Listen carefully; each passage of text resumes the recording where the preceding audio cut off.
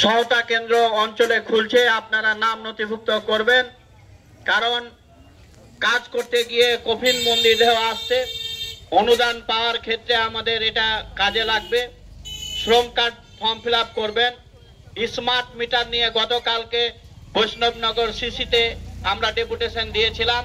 সেখানকার station manager বলেছেন যে ব্লকে কোথাও স্মার্ট মিটার লাগানো হয়নি, কিন্তু আমরা আজকে রামনগর বাজারে সুনীলদার মিলে দেখছি যে স্মার্ট মিটার বিল। আপনারা স্মার্ট মিটারের সম্বন্ধে যদি কেউ না জানতে পারেন, সুনীলদা বলবে 40 দিনে 52,000 টাকা বিল এসছে। আমরা জানতেই পারিনি যে আমাদের ব্লকে স্মার্ট মিটার লাগানো হয়েছে।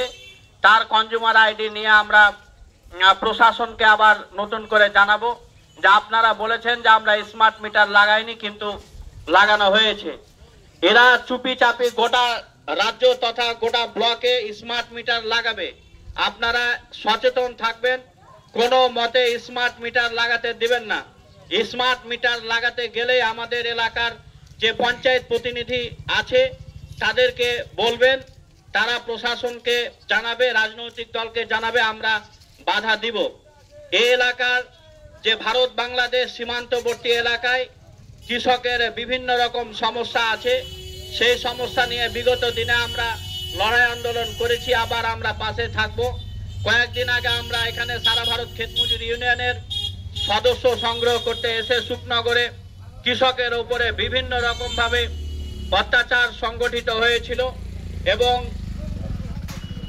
সব রকম সামাজিক সুরক্ষা পাচ্ছিল না, যেটা আমরা লক্ষ্য করেছি। পাট্টা বর্গাদার নারী সামাজিক সুরক্ষা যেন পায় এবং 60 বছরের ঊর্ধ্বে সমস্ত নারী পুরুষ যেন বার্ধক্য ভাতা, বিধবা ভাতা পায় এবং প্রতিবন্ধী ভাতা যেন প্রতিনিয়ত প্রতি মাসে চালু থাকে। এই সমস্ত দাবি নিয়ে আজকে আমাদের কালিয়াচক 3 নম্বর ব্লকের আকন্দবাড়িয়া অঞ্চল ডেপুটেশন তথা আজকে পথসভা অনুষ্ঠিত হচ্ছে। আপনারা 9 জুলাই ধর্মঘট সংগঠিত হবে শ্রমিক বিরোধী শ্রম কোড বাতিল করার দাবিতে, কয়েকটা কালা কানুনের বাতিলের দাবিতে। এই 9 জুলাই স্কুল পাঠ, স্কুল কলেজ বিশ্ববিদ্যালয় সমস্ত কিছু বন্ধ থাকবে। আপনারা এই ধর্মঘটকে সমর্থন করবেন। সমস্ত সারা দেশে ধর্মঘট পালিত হবে। এই কয়েকটা কথা বলে আমি আমার বলা শেষ করছি। ইনকিলাব জিন্দাবাদ, সারা ভারত ক্ষেত মজুর ইউনিয়ন জিন্দাবাদ।